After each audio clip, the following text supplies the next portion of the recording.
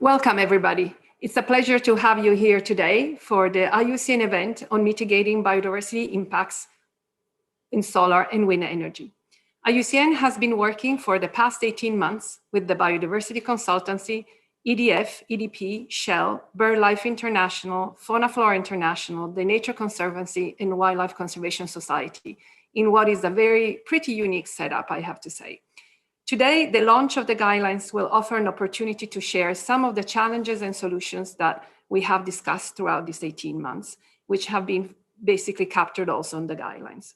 But before I do that, I'd like to share a couple of housekeeping announcements. Thank you, Gillian.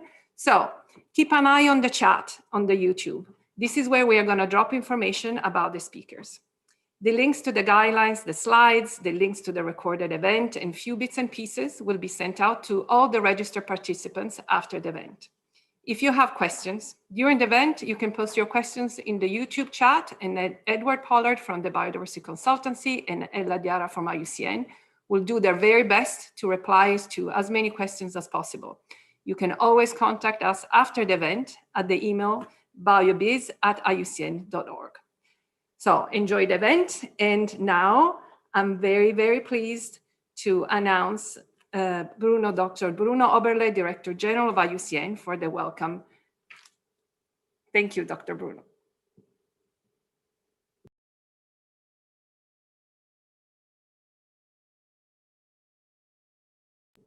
You might unmute yourself, Mr. Oberle.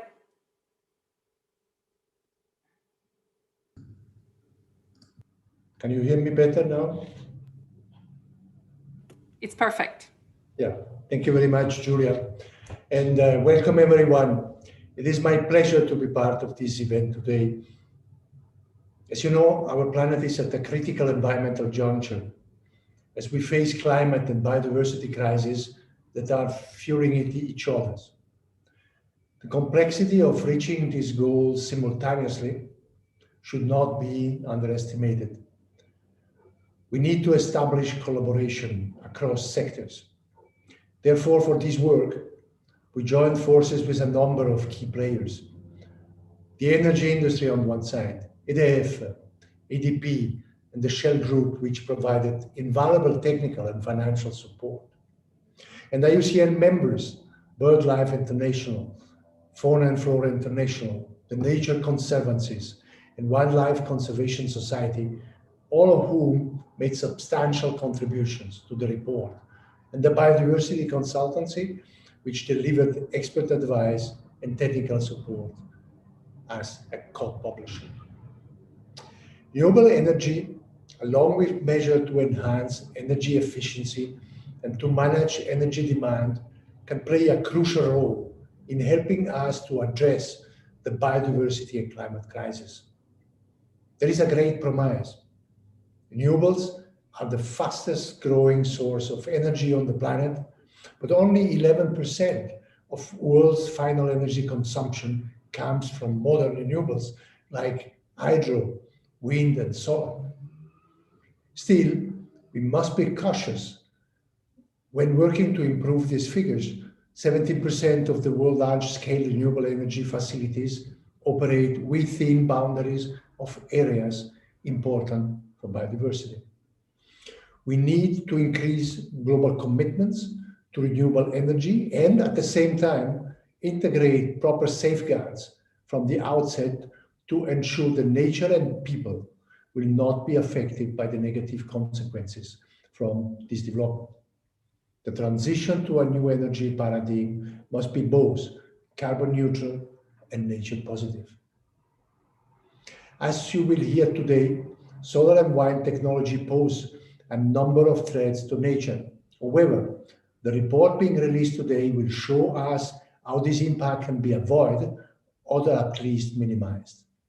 The new guidelines mitigating biodiversity impacts associated with solar and wind energy development aim to help all actors better understand and manage the biodiversity risk associated with these developments. The pandemic economic recovery packages have presented unprecedented opportunity to get this right, and we must grab this chance. Now to hear more about the new guidelines, I will hand over back to the team. Julia, over to you. Thank you very much, Bruno. And thank you for joining us today. I'd like now to invite Stuart McGuinness, Global Director at IUCN, for also an introduction to today's event. Thank you, Stuart. Thank you very much, Julia, and good afternoon, good morning, good evening, colleagues and friends. I'm really happy to be here to give the opening presentation.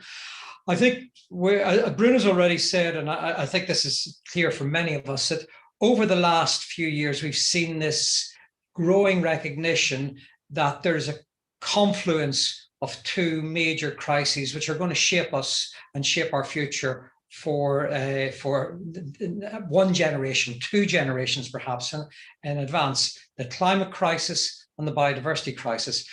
And of course, last year, this has been exacerbated by a significant public health crisis as well. So as Bruno highlighted, it is important we actually start to think about how we can work these solutions through in tandem. And I want to begin by really emphasizing that it is important, that it is an absolute imperative that we must clear the way to see a massive scale up of renewables if we are going to decarbonize the economy and provide a healthy, safe living environment for ourselves and for future generations. And that this is done within scientific norms within the next 30 years. A sense of urgency is critical. However, I think we also need to recognize that this scale up will have impacts on ecosystems, on biodiversity, and on nature-dependent livelihoods. That this is something we cannot pretend just because the technology is green that there are no risks or downsides to it. However, the real opportunity, and I think the report highlights this, there is an opportunity to anticipate these and get ahead of that. So I'd just in the next 5 minutes or so, I'd just like to leave three key messages for your reflection. I think the very first one is that we really need to optimize planning and siting of at-scale renewables. That it's important to get ahead of this and to recognize that not all sites are equal. Some sites are actually some sites may be ideal for renewables, but they may also have different levels of impacts and degrees of impacts on biodiversity and the provision of ecosystem services. And that in identifying and optimizing where we site renewable energy schemes, it's really important then that we also identify that there may be areas that really do qualify as no-go, and we need to really have that discussion and draw conclusions about where are the areas that we actually feel that need to be protected from the impacts, and that we cannot offset the impacts of these large initiatives. I will highlight that some of the progressive oil and gas majors like Shell, like Total, like BP have already dealt with that in terms of their own industry and their own sector. So we'll need to ensure that we have a similar discussion with the renewables. The second point is that it's going to be critical that we adopt and optimize and monitor best operational practice to minimize the impacts on biodiversity and ecosystems and the services they provide. And I really highlight here the importance of monitoring. You cannot, the good intentions are great, but they have to be tracked. We have to be able to follow them. We have to be able to take science-based decisions on that. And so that does mean that we need to put in place active monitoring programs that will actually look at the impacts on biodiversity and ecosystems over the long term. I'll also emphasize this is not just about trying to simply, again, saying we've got to stop operations, but it's actually to be able to use and schedule in operations in a more intelligent way. Perhaps there are times when the operations have to be slowed down For example, let's say during the migratory season of various avian species, and other times it can operate normally. So, but this will only come if we can actually monitor and track. It also gives us an opportunity to really identify where we can bring in nature-based solutions that can both optimize the resilience and the security of the renewable infrastructure, but also add to and support the delivery of and the continued delivery of ecosystem services and biodiversity. And the final point I'd like to focus on is just that we must also pay more attention to the upstream impacts. We're all enthusiastic. I really do believe we want to see renewables go to scale quickly, but we've also got to recognize that we will be drawing on certain metals, certain minerals. We will probably see an expansion of some sectors. And that means we need to be thoughtful and mindful of where we're sourcing raw materials and the impacts that they can have. So in conclusion, I would really like to sort of commend the IUCN and the biodiversity consultancy report on mitigating biodiversity impacts associated with solar and wind energy development. I think actually it really does synthesize the state-of-the-art knowledge of where we are at the minute.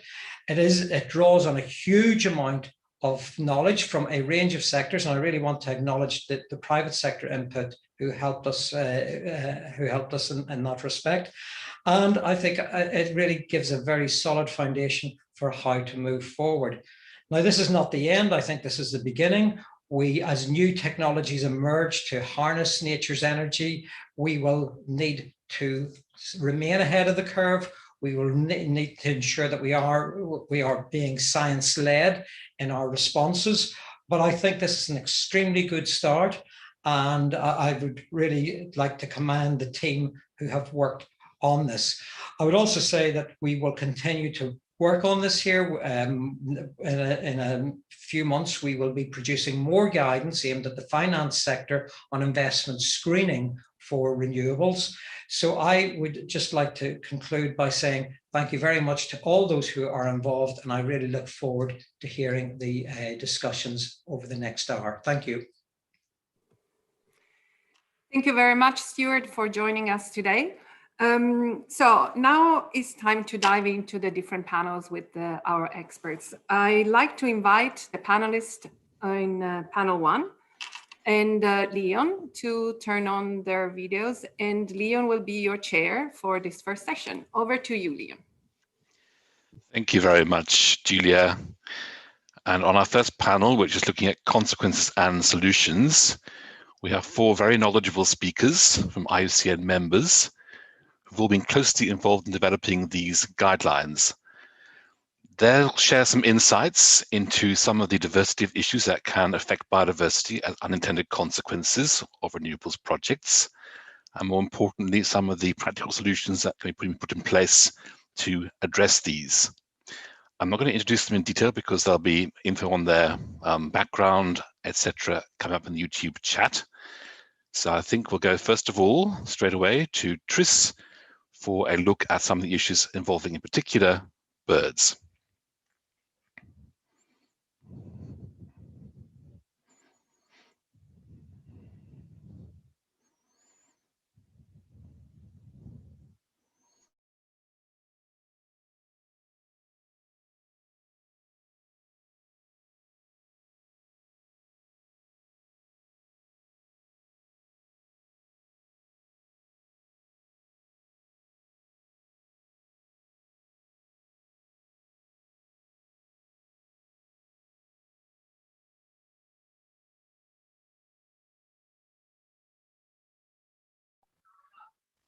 Tris, I think you're on mute.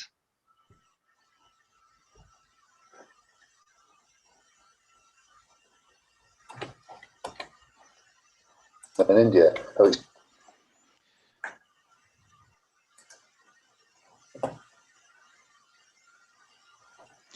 So a little technical hitch there. Sounds like Tris's message is coming across on YouTube, but not on our internal system. Let's just try again.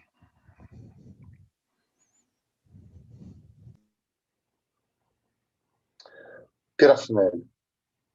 Tackling the climate change emergency requires a rapid worldwide transition to renewable energy technologies. However, such a comprehensive reshaping of our global energy infrastructure could pose significant threats to wildlife, especially birds. Not only does inappropriately sited renewable energy destroy important bird habitats, birds can also be impacted through collision with infrastructure such as turbine blades and power lines, and through displacement from their key foraging grounds, flight paths and migration routes. At its most serious, poorly planned renewable energy could even contribute to global extinctions. The deserts of Western Rajasthan and India have experienced rapid growth in wind and solar energy. This in turn has resulted in hundreds of kilometres of new power lines. Yet this region also contains some of the last dwindling populations of great Indian bustard, an iconic species and the planet's heaviest flying bird. Sadly, collision with power lines is now the principal cause of mortality for the great Indian bustard. It would be a tragic own goal if before any bird extinction had been attributed to climate change, a species was to be pushed into oblivion because of poorly planned renewable energy.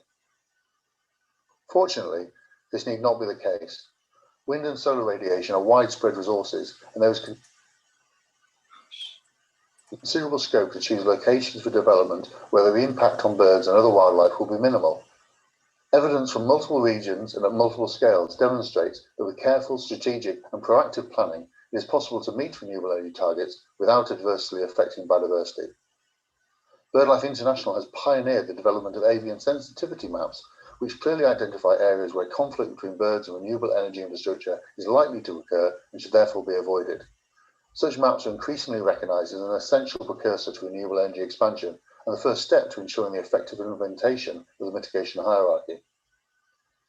It may be tempting to portray the negative impacts of renewable energy on birds and biodiversity as a regrettable but ultimately unavoidable consequence of our urgent need to move away from CO2 emitting fossil fuels. However, the guidance being launched today demonstrates otherwise. It clearly outlines measures that, if taken, will enable us to both realise our renewable energy goals and to do so without jeopardising the integrity of the natural world on which we all depend. Thank you very much, Tris. I'm sorry for the little technical hitch at the beginning there. And thank you for highlighting how information on birds, which BirdLife, of course, has pioneered, and sensitivity mapping approaches can really help us to deal with this issue of finding the right places to put renewable energy. And I'd like to ask Pippa Howard now from Fauna Flora International to talk to us a little bit about the upstream issues that were highlighted a bit earlier, how we deal with the materials that need to be sourced to put renewables into place. Pippa, over to you. Thanks very much, Leon. Yes, I'm going to focus on the full supply chain custody and the fact that we all have a responsibility. Next slide, please. We all have read about the demand of the transition to decarbonised energy and what that will have on raw materials. And the World Bank and others have recently released reports that talk to the continued need for mining and that we have to ensure climate smart mining.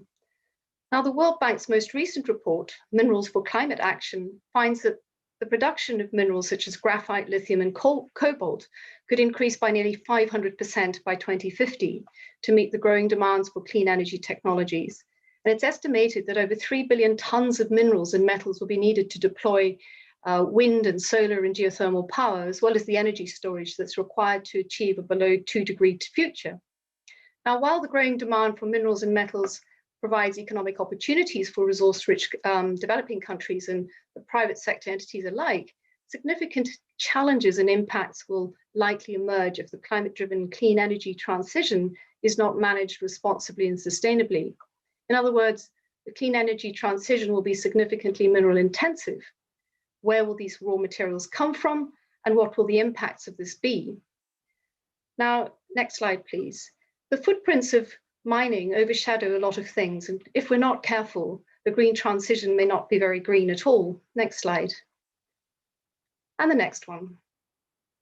So FFI did a great report for the World Bank in 2019 on forest smart mining, which actually demonstrated how significant the induced and indirect impacts of mining are on forest ecosystems, which has obvious implications on climate mitigation and resilience, not only on carbon stocks, but also on the integrity of the ecosystems that regulate and manage water and other key ecosystem services. Next slide.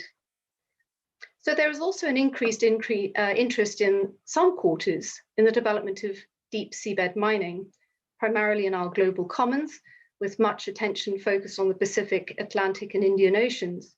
And a classic and oversold story has been evolving from a hungry deep sea mining corporate developers that minerals found in the incredibly unique and vulnerable depths of our oceans are the answer to our climate woes. The truth is, the impacts and risks of ocean health and function are critical, and this is a highly impactful and risky trajectory. Next slide. Fundamentally, minerals mined traditionally are derived from past biological environments, while deep seabed mining could entail mining living life forms that are responsible for creating and maintaining the conditions of life itself. Now, removing polymetallic nodules, for example, would be like removing coral reef systems and associated biodiversity to create cement. That's the analogy. And we could be or would be removing entire ecosystems involved in trace metal synthesis and regulation and carbon sequestration, and really messing with the biological pump of the oceans. Next slide. So what does this mean for us all? Those of us trying to do things responsibly and sustainably? Well, we have to do a thorough due diligence on the entire supply chain of our raw materials. We have to know where they're coming from, what the environmental and social impacts of each of these are along their entire chain of custody. We need to think about this from a mine to widget to solar panel to wind turbine blade. And we need not only to know what their credentials are, we need to recycle these materials. We need to build them with the circular economy in mind and to not compromise this in any respect. So the huge demand for resources requires huge innovation and great deal of care and really good governance. And that needs to be from both a voluntary and compliance perspective. Thank you. Thank you very much, Pippa, especially for highlighting some of these less visible potential impacts of renewable energy. Most of us wouldn't think about the deep sea, for example, when we see a solar or a wind farm. Of course, these developments have visible impacts on the landscape as well, visible presence in the landscape. And I'd like to ask Joe Kiesecker from Nature Conservancy now to tell us a bit more about that visible presence and how that might be addressed in terms of mitigation. Joe, go ahead. Thanks, Leon, and thanks, Julia and the team for the opportunity to present. The report launch is at a critical moment as it's clear that climate change is no longer a thing that will happen at some point in the future. It's here now, so we need practical action now. Next slide. TNC has three main focal areas towards tackling climate change: improving climate policy commitments, natural climate solutions, and renewable energy siting solutions. The latter is critical given that the majority of emissions come from energy, as this graphic from WRI illustrates. So we need a rapid overhaul of our energy system away from fossil fuels towards renewable energy. Next slide. But that transition is not going to be without its challenges. We have a lot of renewable energy to build, greater than 10 times our current installed capacity. The reality is that wind and solar take a lot of space in comparison to some fossil fuels. Potential for land use conflicts is high, and these conflicts may slow the transition. Next slide. We already see conflicts in the renewable energy that's been built. This is a graphic from the paper by Ryden et al. They identified 2,200 plus renewable energy facilities that were built in protected areas, in critical biodiversity areas, and wilderness areas, with another 900 plus under development in the same. Next slide. So conflicts over renewable energy in the environment and social issues grace the front pages of newspapers on a regular basis. These are actually from India, one of the 10 plus countries where we're working actively on renewable energy siting work. They were assembled by my colleague, Dalba Magandhi. Next slide. I won't go into detail, but there are also studies emerging that show that poor siting can result in delays and higher costs, in some cases significant delays and significant increases in cost. You can check out those studies. Next slide. Looking forward, some colleagues and I have projected the unintended environmental consequences of the Paris Climate Agreement if it follows a business as usual approach to meeting renewable energy targets. We translated country NDCs into actionable renewable energy targets and placed those footprints on the ground. We found that 3.1 million hectares of critical biodiversity areas could be impacted. 1,500 threatened and endangered species ranges could be impacted.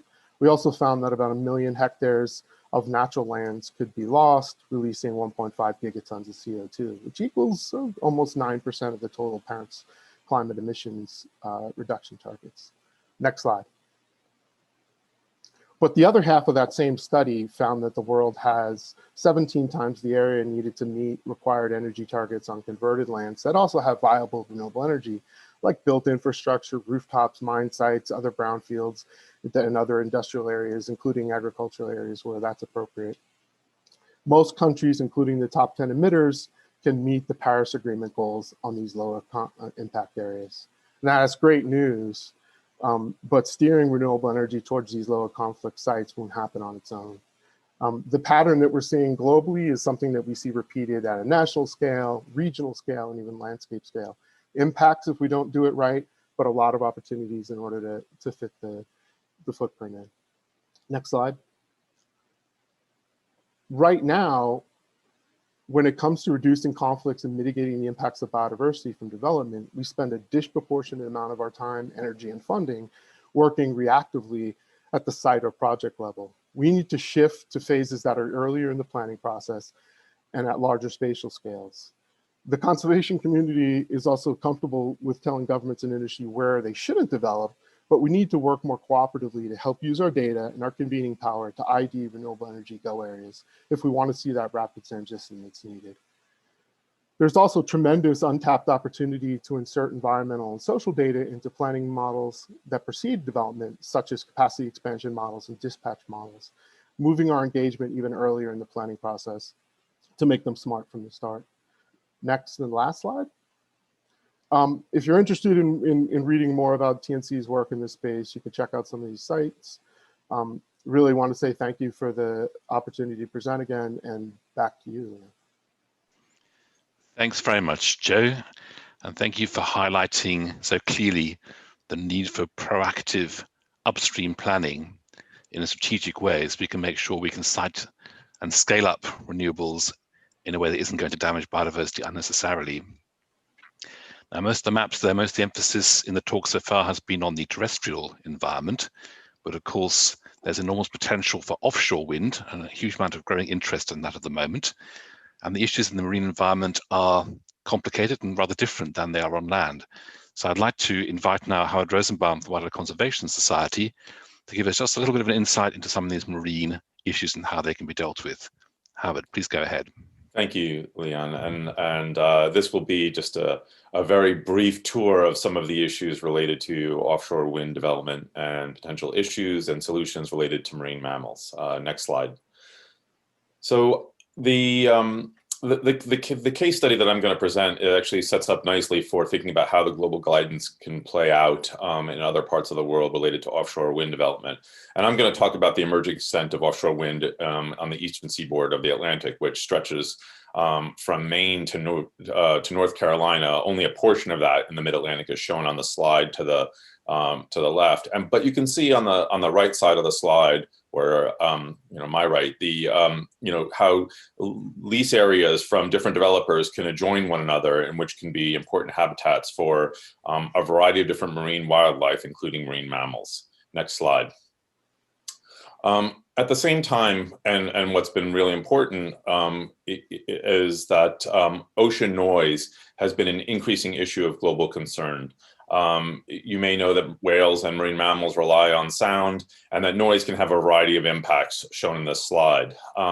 Within the last few years, increasing levels of noise have been recognized locally, regionally, and even globally, and have been at the forefront of IUCN and other international fora. And many of the ocean noise issues relate to various stages of offshore wind development. And can have potential impacts. Next slide. What we do know about the issues around ocean noise, and there's some important lessons learned around potential impacts and how that manifests with marine mammals has been learned from the European context. But what's different in the eastern seaboard of the United States, and probably many places around the world, were some of these charismatic, large endangered whales that may not be present to the same extent that they are on the eastern seaboard of the United States, including two of the largest animals that have ever lived, the blue whale and the fin whale, a charismatic and iconic humpback whales, and a critically endangered species, the North Atlantic right whale, for which there are less than 370 individuals. And I think the guidance sets out, a very nice approach here. And here I'm showing I'll talk a little bit more about the work that we're doing in the New York Bight around offshore wind development. You'll probably hear a little bit more about that from my colleague, Kate McCullen-Press, in a later panel from NYSERDA about a multi-stakeholder process. But the guidance sets up the various stages of offshore wind development, from site characterization to design to construction, and even to end of life, and takes into account the mitigation hierarchy. It offers a framework for which those types of potential impacts like ocean noise and vessel collisions come into play, and how the mitigation hierarchy might come into effect. Next slide. So with respect to ocean noise, I think there's a lot of good thinking around this, and again, without getting into very descriptive or prescriptive approaches, passive acoustic monitoring offers an important approach. It can help generate baseline distribution and seasonality for key marine mammal species. It's becoming very cost effective and is very useful around the world. And there's a lot of thinking here, and I provide a recent paper that we published in 2021 that provides some guidance looking across various accords and international policy efforts, outlining various recommendations. And there's good guidance here from IUCN and beyond. Next slide. It's also important, and I think one of the things that we do in the guidance that's very useful is thinking about the impacts and potential impacts beyond just offshore wind development, and putting that in context. These have impacts both to individuals, populations, and their habitat, but seeing it in context from the range of human-induced mortalities for large whales, including ship strikes and entanglement, particularly in this coast along the eastern seaboard of the United States, where we have what's called an unusual mortality event, where animals are subject to mortalities at disproportionate rates, including humpback whales, minke whales, and those North Atlantic right whales. And you can see the range of potential activities in addition to offshore wind that are of concern. And I think this is something that the offshore wind development community, the various states, and the federal government in the United States are beginning to think about. And I think there'll be some good thinking coming out of processes related to cumulative impacts on marine mammals. Next slide.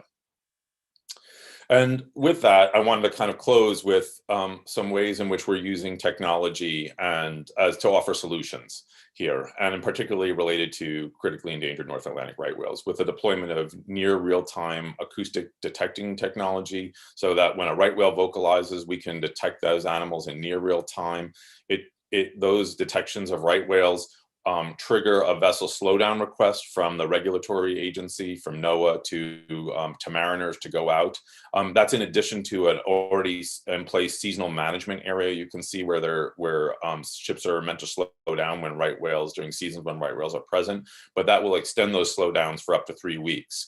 And you can see that this technology already has a benefit for slowing ships down to avoid ship strikes of animals if it's adhered to and enforced. So you can begin to think about the use of this near real-time acoustic technology for detecting whales, not just right whales, other large whales in potential stages of offshore wind development, for early warnings for vessel transits, for pile driving, for other noise generating activities that might trigger, in essence, mitigation efforts around highly sensitive marine mammals. And it's a great way forward in terms of the application of technology to offshore wind development. Next slide.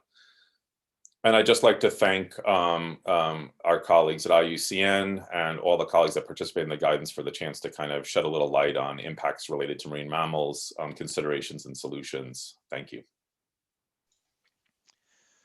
Many thanks, Howard, for giving us a glimpse into some of the complex issues in the marine realm for offshore wind and how those can be dealt with. And thanks to all our speakers. We didn't give you much time to talk, I think you've given us some really clear insight into many of the issues that are covered in the guidance. And of course, I'd encourage you all to have a look at the guidelines in due course and see the information that's there, including case studies and all these points. But now, as time is running on, I'll hand back to Julia to take the webinar forward. Julia. Thank you very much, Leon, and thank you very much to our first four panelists. And now it's time for a second round, and where we are going to have our colleagues from the three companies that have supported the process, and our new chair, Jan Willem. Over to you, Jan Willem. Thank you very much, Julia, and thank you to everyone who's attending today's launch event. It's a pleasure to be here, and it's a pleasure to introduce our three panelists. Etienne from EDF, Sarah from EDP, and Koen from Shell Renewables and Energy Solutions. The three speakers are going to briefly highlight some of the practical actions, conservation actions that are being implemented at the project level, both for solar and wind projects, to showcase what can actually be achieved to contribute to conservation efforts on the ground, and indeed to enhance biodiversity values at these development sites as well. So with that in mind, I'd like to hand the floor over to Etienne of EDF to talk a little bit about the work that they're doing in France on solar farms. Thank you, Jan Willem, and hello, everyone. I'm going to give you an example of our EDF Renewable Group's commitment to the environment and biodiversity through a case study in France, which you can find in the guideline in details, the Environmental Management Plan, or EMP. This EMP is used in the context of vegetation management for solar farm in operation. Next slide, please. During this presentation, I will specifically focus on the environmental tool deployed when the solar farm maintenance begins after construction. EMPs has been voluntarily deployed by the environment expert team in the operation and maintenance in France since 2011 in order to ensure that biodiversity, both common and remarkable, is integrated upstream of intervention of the vegetation. In addition, last year, a commitment on the implementation of the EMP on 100% of the solar farm with the biodiversity issues was made by EDF Renewable in the framework of EDF Act for Nature Convention. Next slide, please. What is an EMP? It's an operational management tool that mainly consisting of two parts. First, a map of the solar farm that identifies all the habitats present. That can be varied, as you can see in the illustration below. There may be issues related to particular habitat like wet ditch or specific species. For example, the butterfly in the picture at the top right will complete part of its life cycle as a caterpillar, only on some species of grass that you can see between ferns. These ferns are threatened to cover them without maintenance. It's the same issues for the butterfly underneath. Its caterpillar is dependent of the plant growing under the panel thanks to shading. If plants are mowed at the wrong season of the year, the eggs laid under the leaves can be destroyed.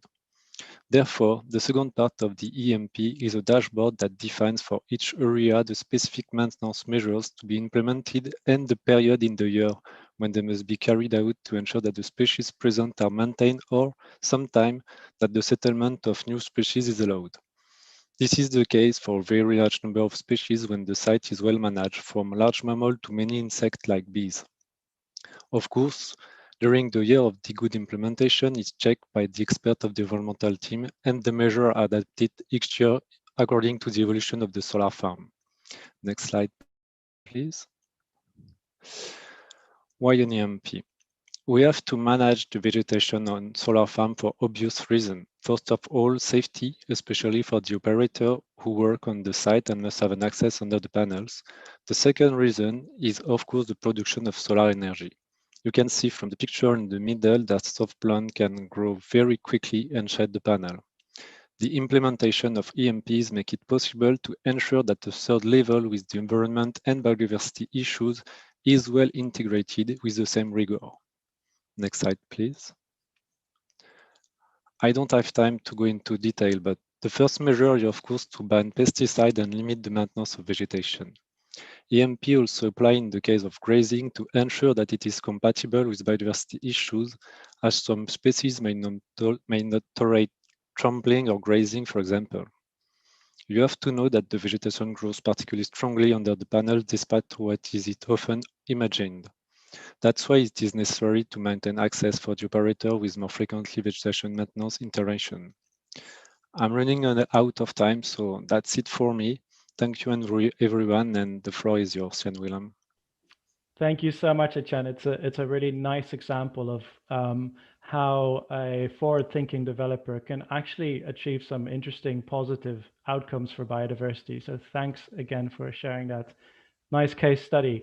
I'd now like to hand over to Sarah Goulart at EDP in Portugal to talk a bit about the work they're doing there to support conservation of a the threatened Iberian wolf. Sarah, over to you. Thank you and good morning. So I will be sharing an example of collaboration to better protect the Iberian wolf.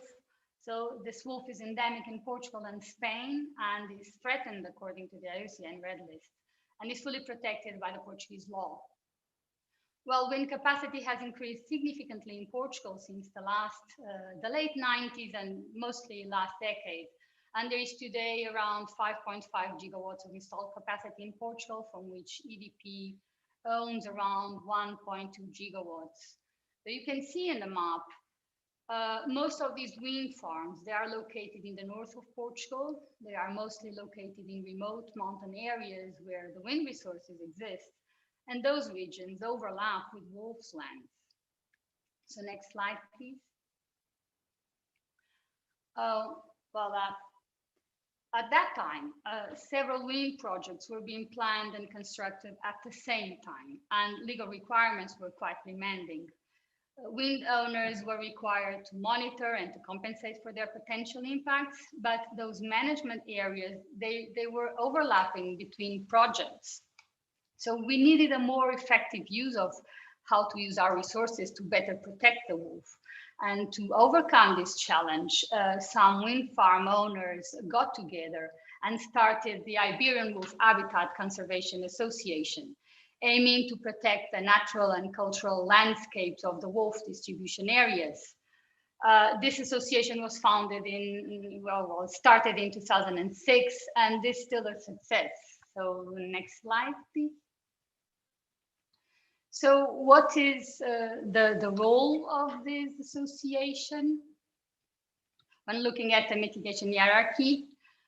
So we have around 238 initiatives ongoing on Portugal, and those are naturally mostly linked to minimizing impacts. However, monitoring and compensation still plays an important role and is on these stages that the association is more focused on. So on the monitoring side, the association is covering more than 700 square kilometers of the wolflands. They mainly monitor, they use tools such as GPS tracking and genetic analysis for monitoring, but they also have a strong focus on the compensation side. They normally work on and operate based on a multi-stakeholder approach, engaging closely with local players such as municipalities and landowners, local NGOs, etc. And there are 4 main priorities and lines of work on the compensation. Can I have the next slide, please? And so these 4 areas, I would highlight forest management, where more than 700 hectares are being managed by this association, focused mainly on reforestation. Also, fuel management, fire and summer fires are quite a strong issue in Portugal, and also with invasive species management. So on the forest management side, this is where they focus. And there's another strong line of work, which is hunting areas management, where in exchange of no hunting zones, there is the installation and managing feeding and artificial feeding spots. They also manage prey reintroduction, where the roe deer is the main prey. And finally, they manage the social side of this coin, mainly engaging with the local livestock owners in rural areas, offering and monitoring herding dogs to protect their herds. After all these years, the population of these wolves are okay. There's no evidence of regression. And if you want to need, I think it's now for me, 3 minutes. So I think that if you want, you would like to thank all the partners that belong to this association, and thanks IUCN and all for having these guidelines where we can now learn and move forward and faster with this new challenge that we all have. Thank you. Thanks very much, Sarah. Yeah, another nice example that really highlights the importance of collaborating with other developers to achieve conservation outcomes within a much wider landscape. Okay, well, our final example is going to be presented by Koen Broker, who is with Shell, and he'll be talking a little bit about the work that Shell is undertaking in the Netherlands to support biodiversity enhancement around a solar farm. So Koen, over to you. Yeah, thanks, Jan-Willem. And first, I'd like to thank IUCN for successfully managing this project, and all other organizations and my Shell colleagues for their participation. And before I kick this off, I just wanted to say that a few weeks ago, Shell released a new environmental strategy. And the theme of respecting nature is an integral part of that strategy, and it includes several new external commitments to biodiversity conservation. So if you're interested, there's more information available on our website. Next slide. Okay, we'll skip this slide. Next slide. So today I wanted to talk about the mitigation hierarchy step of offsetting, and specifically around gaining net positive impact after solar park construction.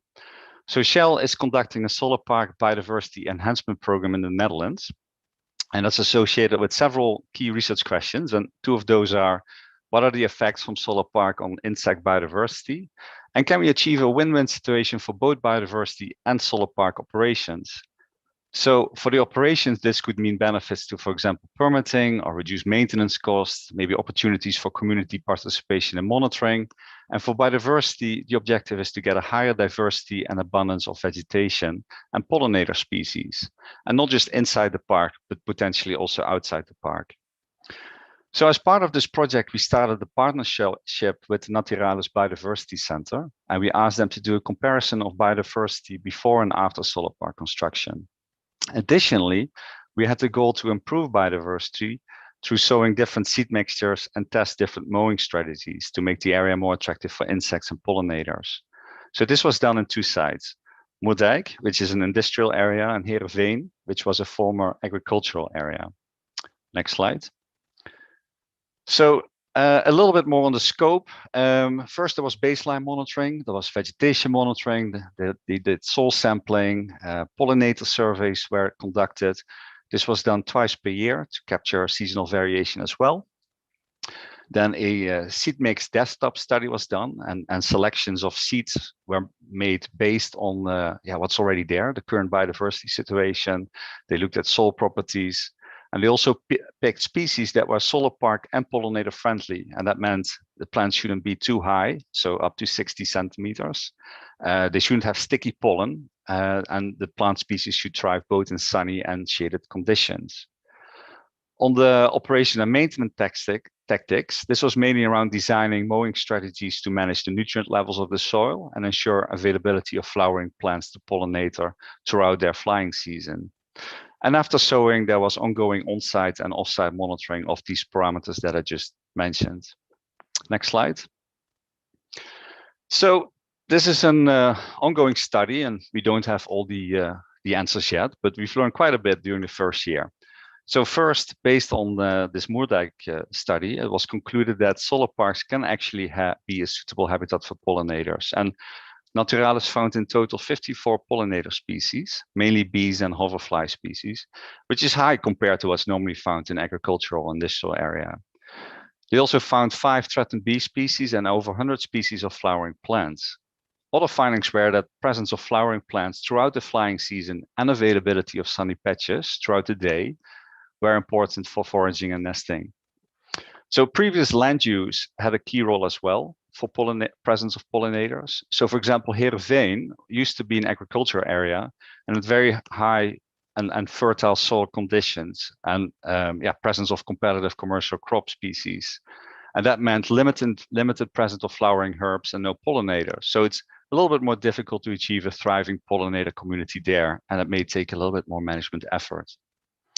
So a set of learnings came out of this effort. I don't have time to go over them, but there's a link in the next slide, and you can have a look in the report if you're interested. And just to wrap this up, to say that this effort is part of a larger multiple year program. And we hope to provide an update in due course. Also, we're looking how we can replicate these learnings in our solar operations. So next slide. Here are some links to a few other resources if you're interested. And with that, I'd like to thank you for your attention. And back to you, Jan Willem. Great, thank you, Koen. In addition to these 3 case studies, there are additional case studies in the renewables guideline. In fact, I think there's something like 22 additional case studies that highlight some of the key lessons from effective application of the mitigation hierarchy in a number of settings around the world. So do have a look at those. And with that, I'll hand back to Julia. Thanks very much. Thank you very much, Jan Willem. And in fact, we, as I will explain a little bit later, we have 33 case studies in the guidelines, and we'll talk about also how to eventually expand, because every week there is a new fantastic story that comes to our attention. So it will be really a great opportunity to find a way to keep ourselves up to date with this. But now I just wanted to open up with this roundtable of reflections. We realized that was going to be very complicated to have a Q&A with over 700 participants on YouTube. So we are managing your questions as well as we can. But we thought about inviting a few colleagues just to give us a quick reflection based on their role. They all have something to do and to play a role in the renewable energy. So I will call one by one, and again, Ella will help by putting on the chat the more information about each speaker and also more information about what they're presenting. So I'd like to start with Rowan Palmer from the United Nations Environment Programme. Rowan, thank you for joining me. Thanks very much, Julia, and congratulations to IUCN and all the partners on the publication of the guidelines. I think they're clearly an important tool for reducing and managing some of the trade-offs that are inherent in the development of sustainable infrastructure. And I think a lot of the issues that we've heard the speakers talk about just now, impacts on migratory species and the resource footprints of renewable energy infrastructure, and the importance of upstream planning, to name a few, link very closely to UNEP's work on sustainable infrastructure.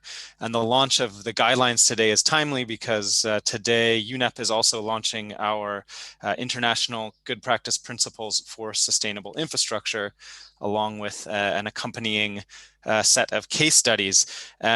These principles are focused on the sort of upstream strategic planning end of things and the creation of an enabling policy and regulatory environment for sustainable infrastructure.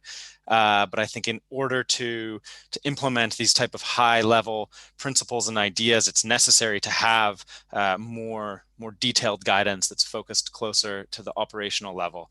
And so I think the guidelines you're launching today really provide that and will no doubt be a useful tool for planners and development.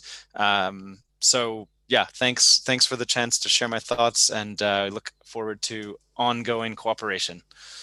Thanks. Thank you very much, Rowan. And yes, I mean, IUCN also was very honored to be part of the development of the UNEP principles that you have mentioned.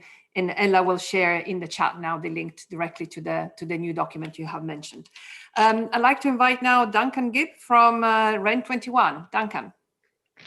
Hello, Julia. Hello, everyone. Thank you from me as well for this opportunity to present my views. I think that these these guidelines and the presentations we've seen today are enormously valuable.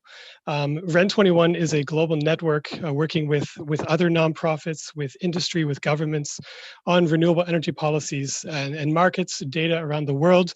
And sustainability is not a new topic for the renewable energy sector. I'm thinking notably about the hydropower sector, about the bioenergy sector, but it is certainly one that if we're targeting a rapid expansion of our renewable energy capacity, one that we need to be dealing with more comprehensively. And I think these guidelines are very valuable for this end. I would also like to add, from our perspective, we've seen, especially the projects discussed today, focusing mainly on the power sector, and our work on renewable energy policies has pointed out that there are many countries with targets on the power sector for renewables, yet we're looking at around 166, yet fewer with targets for the other sectors of heating and cooling and transport. And this has led us to enlarge our work on renewables in cities. And we have found that city governments are actually much more ambitious on renewable energy. And they have targets that are active in the other sectors, and they are exactly the type of stakeholders that need to be worked with to ensure that these type of projects are implemented sustainably.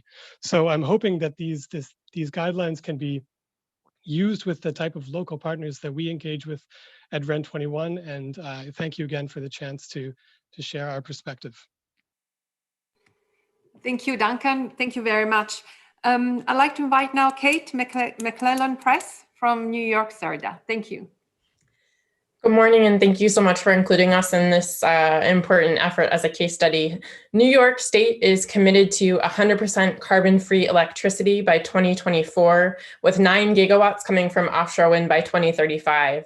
It's the most ambitious goal in the United States, and we've already made awards for over 4 of those 9 gigawatts. And to execute on this goal in an environmentally responsible manner, the state convened an environmental technical working group, ETWIG, in 2018 to advise the state on measures to avoid, minimize, and mitigate anticipated impacts on wildlife during offshore wind energy development.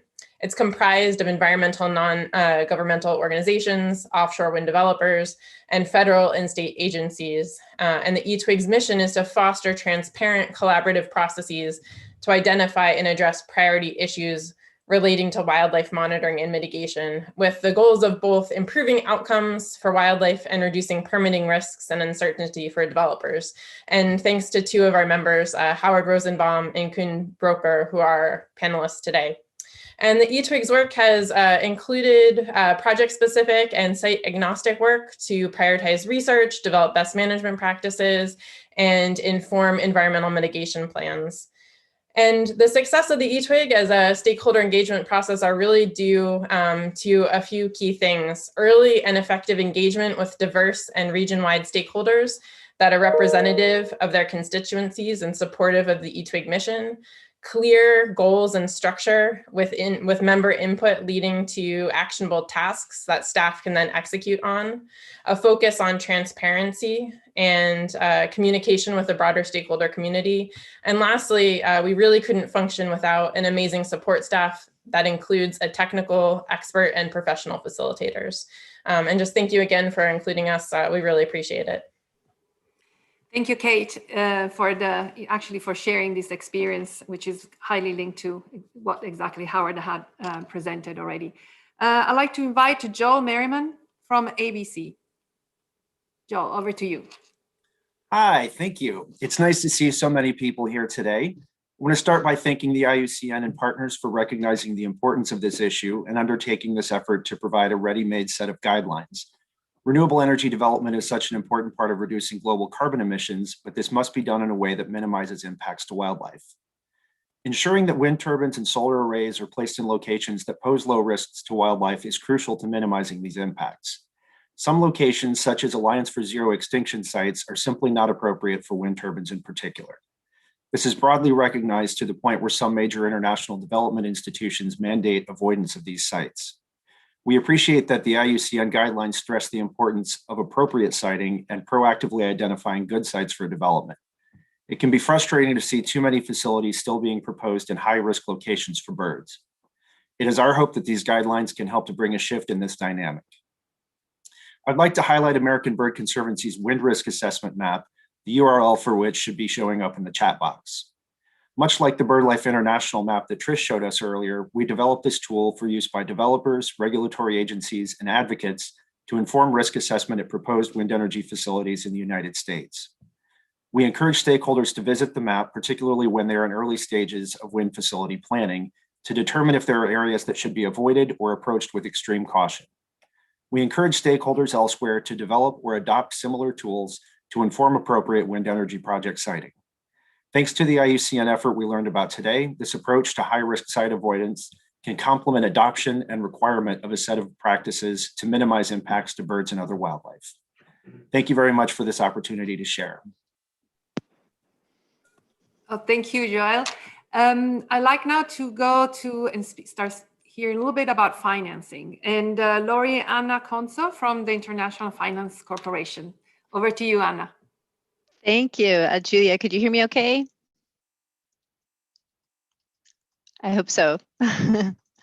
Okay, so many things to say on this topic. For me, I see the most, really one of the most pressing agenda items is how biodiversity could be better mainstreamed into both the technical and the commercial considerations. By technical, for example, for onshore wind, I'm talking about the energy yield assessment. And for commercial, again, for example, talking about the structure of power purchase agreements. I think this is what it's meant. You know, when we say mainstreaming biodiversity is to really to understand the industry and to influence the industry from the inside outward. But those are very big topics. I'm going to leave them there and just touch on two other quickie reflections for consideration in the group. The first involves something that we heard about before, but I really think it's worth saying again, and that's the topic of transmission lines. We really cannot disassociate the discussion of transmission lines from wind and solar. Where you have a power generation projects, there must be a high voltage transmission line to evacuate that power to the grid.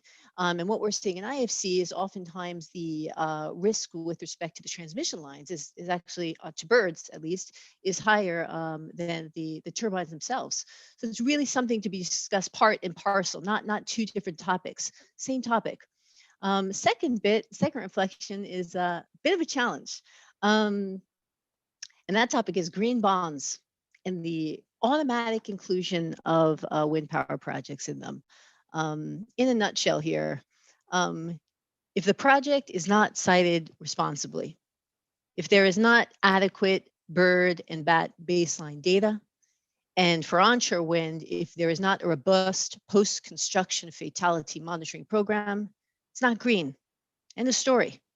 I think as a collective, we have to be a little more stringent on how we're automatically giving the green tag to anything that's wind and solar. We all know that we need renewable energy, wind, solar, and other technologies to be rolled out. They are being aggressively rolled out, which is great. But at the same time, I think there's a little bit more work to do on considering biodiversity and mainstream biodiversity, especially in emerging market countries. So thank you.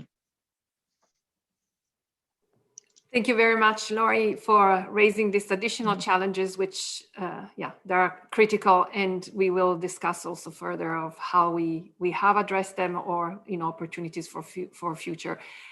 Still on the question of financing, I'd like to invite Ben Jobson from IBAT to join us. Thanks very much indeed, Julia. IBAT, we're very pleased to have been involved in the collaborative developments of these new guidelines. They'll certainly be a really valuable resource, and they come at a crucial time for this renewable energy transition. IBAT itself, or the Integrated Biodiversity Assessment Tool, is the world's most authoritative biodiversity data tool, as it provides the IUCN Red List of threatened species, the World Database on Protected Areas, and the World Database of Key Biodiversity Areas through a web-based mapping and reporting tool.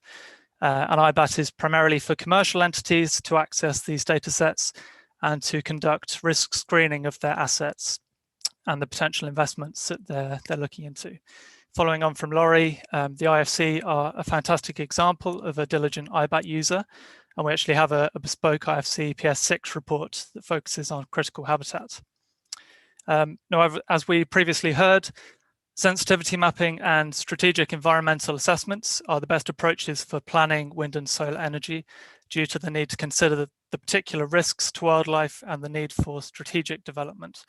In the majority of cases, data from the IBAT Alliance can contribute to these types of analyses, but where there are no such analyses or maps, investors will still need to screen their wind and solar investments to ensure they haven't overlooked potential impacts on biodiversity, and their green bonds projects are really green, as Laurie was indicating.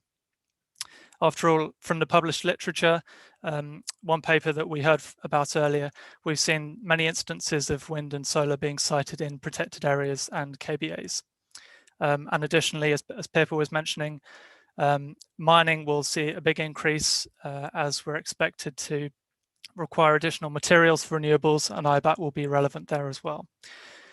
So in relation to this topic, IBAT have released a briefing note for wind and solar energy, which should be in the link. A link should be in the chat box, and it can contextualize the use of IBAT for these renewables. We also have a bespoke freshwater risk screening report relevant for hydropower. So please do follow the link and direct any questions on IBAT through to our website. Thanks very much. Thank you very much, Ben. Yes, and we are sharing the links to all the work that you guys have mentioned as we speak, and then we'll also make sure that you will receive an email later on with all the information all captured in one email. Next, I'd like to invite Felicity Spores from the Gold Standard Foundation. Thank you, Felicity. Hello, and thanks, Julia. It's a real pleasure to be here and to build on what's just been said about finance. It's really exciting to be able to utilize these guidelines to do exactly what I think it was, who was it who said it earlier? I can't remember his name, from TCN, who was suggesting there's an opportunity to buy down risk when you actually consider biodiversity at the start of your project activities. And the reason that we're very excited about the guidelines is that their direct application in a blended finance vehicle, which has just been granted from the Green Climate Fund, $150 million in concessional finance and $28 million in grant. And this fund is being managed with IUCN, R20, and private sector investors, that's Pegasus Impact Investors and BNP Paribas. And I think it's really interesting because finance is looking for good, sustainable impact. Yes, they want climate, but they are becoming aware of the interlinkage of things like biodiversity and climate, and they want to get it right. And this blended finance vehicle is a first of its kind because Gold Standard, we're a standards setting organization, is developing with IUCN and building on these thresholds the criteria to help guide that strategic knowledge from the impact investors side so that it's a seamless project flow to really bringing equity to low-income countries. The fund is going to be totaled. So we've got a big sum of money from the Green Climate Fund, but because of the de-risking in the form of being open about the need to address both biodiversity and climate, it is seen as a de-risking mechanism by the private sector, as well as, of course, having the technical assistance or the grant funding to buy down the risk of going to those activities they wouldn't normally go to, which is low-income, middle-income countries. This fund will feature subnational projects at the scale of 5 to 75 million. So we're talking medium sized for 7 years. So it's a 7-year investment time. And the leverage is to get it to this, capitalize it at 750 million. That means the expectation is that private money will be attracted by such a model, which is considering biodiversity and climate and certifying it ex ante as seen as a real way forward. And I think it's totally vital to have this conversation in a post-COVID environment where clearly we need to reboot and regenerate. And we are very much more aware of how important nature is. And the fund is expected to actually generate 1.8 gigawatts of good renewable energy, so not the non-biodiversity friendly, but good renewable energy that's mindful of the impact on biodiversity, 20,000 direct jobs, being mindful of COVID, avoiding CO2, being mindful of up to 4 million tons, and improving living conditions. And we hope to be the case study, with IUCN, showing how standards, guidelines can drive and steer funding to where it needs to go to make the world a better place. That's our dream, and I'm looking forward to working with Julia and the team to make that happen.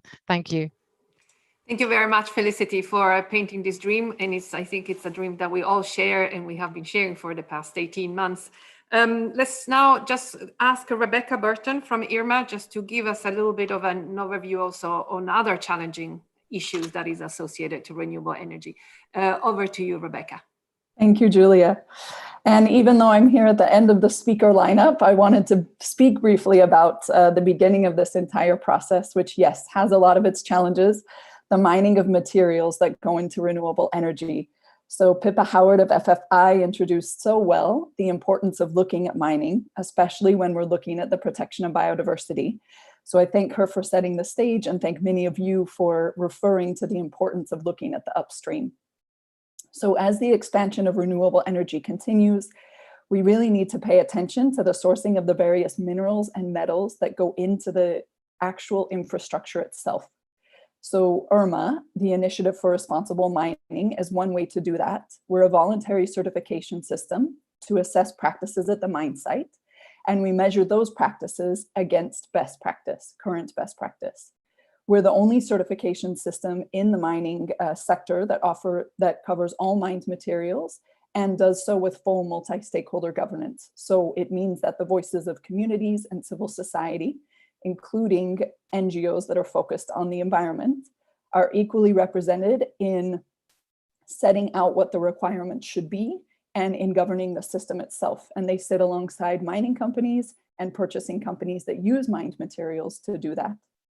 So we launched certification of mines in late 2019, and we now have mines beginning to release their audit reports. These are often 100-page plus documents that have a level of transparency about what's happening at the mine sites that has yet been unseen in the mining sector. And it also includes how the mine is protecting biodiversity and ecosystems. So I would just close by emphasizing that while mining often occurs far away from where renewable energy is produced, often in even a totally different country, mining and extraction can have a host of impacts on biodiversity and really needs to be considered with equal gravity as how renewable energy projects are managed as well. Thank you so much. Thank you very much, Rebecca, for making this point, as you mentioned, is actually the beginning of the chain and how important it is to remember also that. So we have now finished with all our panelists, and I just want to thank everybody. I mean, the NGOs, the businesses that have participated in the first two panels, and all the guests that have agreed to come and spend just a minute and a half of, and I know was rushed, but you have shared so much information. So just to reconfirm, all what you have shared, the slides, the links to the, for example, existing programs will all be available. We are putting together a thank you email, which include links to everything. Now, let me just quickly give you a little bit of an overview about the guidelines, which is also one of the reasons, the excuse for which we have, created this, designed this event. So this is the cover. Ella is now going to put in the chat the link to the guidelines where you can download them. But again, we are going to send you an email with everything nicely organized so you can see everything. I just wanted to highlight a couple points about them. First of all, we focus only on 3 technologies. So we focus on solar, offshore wind, and onshore wind. We didn't by design, we wanted to have a very precise focus because we wanted to be able to give enough technical guidance for the project developers. But as we said, this is the beginning. There are a lot of other, renewable energy technologies to look at, and this is part of the conversations we are having with the companies and others to say, is there going to be a next project, and if the next project, what should we address? What I wanted to mention about the guidelines is that because they focus on 3 specific technologies, we have been able to provide very, very detailed advice. This advice, and that's the other thing I think is uniqueness, is that is organized along the mitigation hierarchy and along the different stages of a project. So we are trying to be as precise as possible. What is an avoidance measure? What is a minimization measure? What is restoration? What is enhancement? When is offset acceptable and when we think is not acceptable, and so on for the 3 different technologies. The document at the moment is available as a one document. There is also an annex, which is available separately because we plan to keep it up to date. And this is Annex 1, which includes a lot of interesting resources, links to a lot of other guidelines that are existing. And the plan is to keep this up to date. Also, if you read that and you want to put forward suggestions on other guidelines, please let me know. A second annex includes the 33 case studies that some of them were presented today, but there are many, many more. And again, I would like to thank not just the author of the guidelines, but also the many people that contributed with their case studies, as these are really enriched the document. And as I'm in the thanking mode, I like also to thank all the people that actually reviewed the document. And this, we had 2 revisions. And it was really amazing how much, how many comments and the richness of these comments that we have received from other utilities, NGOs, industry associations, other international organizations. Has been really, really an honor to be on the receiving side to see so much interest about these. So, as I said, what we are planning to do now is to make these guidelines also available in a more easy way. So we are going to break them down in chapters, but this is going to happen in the next couple of weeks. And we are going to make also available a synthesis report that you can use also, let's say, for more the C-suite decision makers. And also we are going to have 3 focused technical sessions. These are going to be more kind of training, longer, very focused. One is going to be on solar, one on offshore wind, and one on onshore wind.